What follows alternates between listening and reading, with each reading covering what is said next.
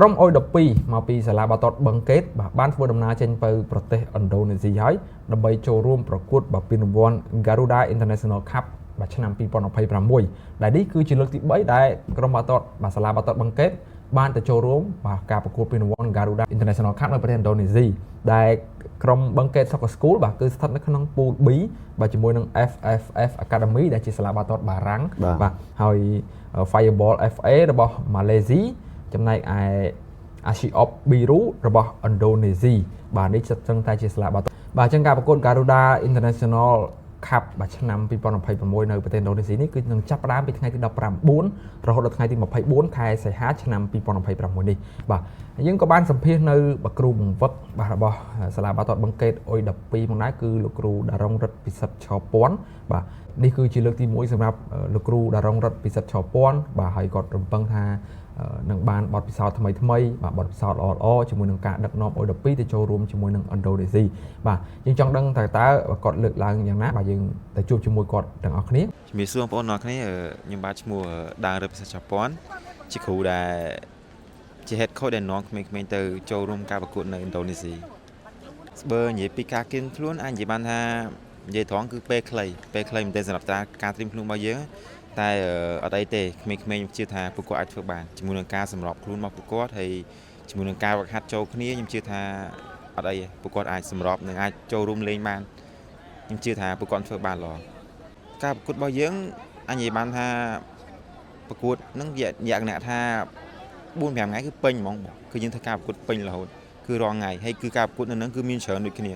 ទោះបីជាក្រុមដែលធ្លាក់ក៏ត្រូវមានការប្រកួតបន្តបន្ទាប់ដូចគ្នាអញ្ចឹងអាចនិយាយបានថាការទៅលេងនឹងគឺបានច្រើនប្រកួតមែនតើសម្រាប់ក្មេងៗពួកគាត់មានពេលលេងច្រើនហើយនឹងបានលេងច្រើនគ្រប់គ្នាដូចគ្នាបើសម្រាប់ខ្ញុំអាចនិយាយបានថានេះជាលើកទី1សម្រាប់ការដឹកនាំរបស់ខ្ញុំ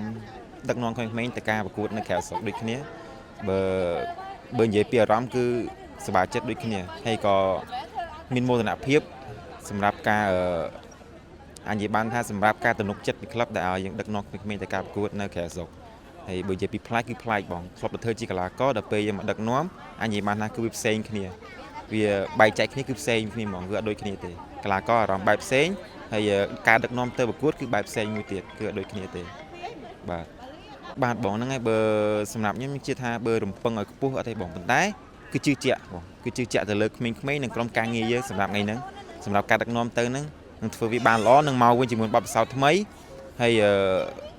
យើងនឹងមានការប្រកួតបន្តទៅឆ្នាំក្រោយដូចគ្នាទៀតតែប៉ុន្តែឆ្នាំហ្នឹងប្រាជ្ញាថានឹងទៅយកលទ្ធផលនិងភាពល្អប្រសើរមកវិញបាទបើសម្រាប់ខ្ញុំជិះអត់មានច្រើននេះមានតែអរគុណហើយសម្រាប់ថ្នាក់ដឹកនាំដែលបានទុកចិត្តនិងផ្ដល់ឱកាសឲ្យខ្ញុំបានដឹកនាំទៅយុវជនទៅលេងនៅក្រៅប្រទេសដូចគ្នាមានអារម្មណ៍ថាសប្បាយចិត្តហើយក៏អរគុណគាត់ដូចគ្នាបាទខ្ញុំបាទឈ្មោះកាចាន់បញ្ញាវុធខ្ញុំបាទឈ្មោះមេងគឹមឆាយខ្ញុំបាទឈ្មោះជារទ្ធីខ្ញុំបាទឈ្មោះសំសុភ័យខ្ញុំមានអារម្មណ៍សប្បាយរីករាយណាស់ដែលខ្ញុំបានទៅឥណ្ឌូនេស៊ីលើកទី2ខ្ញុំមានអារម្មណ៍រំភើបភ័យនិងសប្បាយចិត្តដែលមានកិត្តិយសដើម្បីទៅប្រកួតឲ្យបឹងកេតសម្រាប់ខ្ញុំវិញពិតជាសប្បាយចិត្តណាស់ដែលបានទៅឥណ្ឌូជាលើកទី2ខ្ញុំនឹងបដិញ្ញាចិត្តធ្វើឲ្យបានល្អខិតខំប្រឹងជាយើងហាត់ឡើងស្ដាប់គ្រូយើងបានត្រៀមខ្លួនរួចជាស្រេចយើងបានហាត់ជុំគ្នាល្អខ្ញុំត្រៀមខ្លួន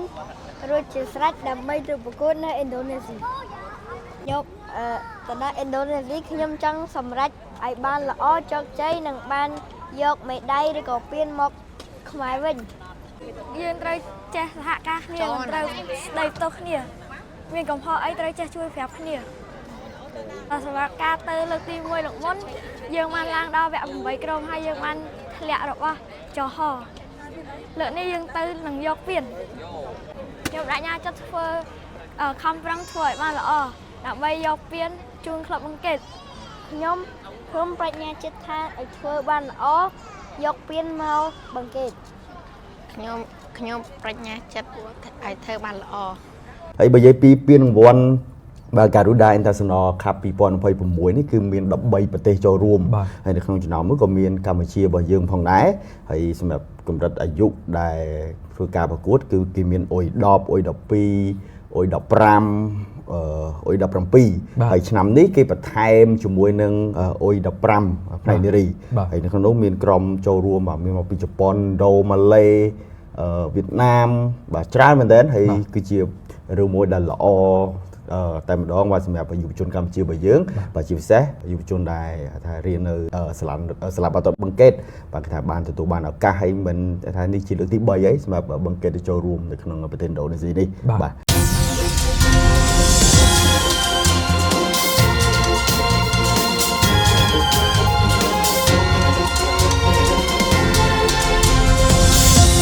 AMS Sport ដើម្បីកីឡា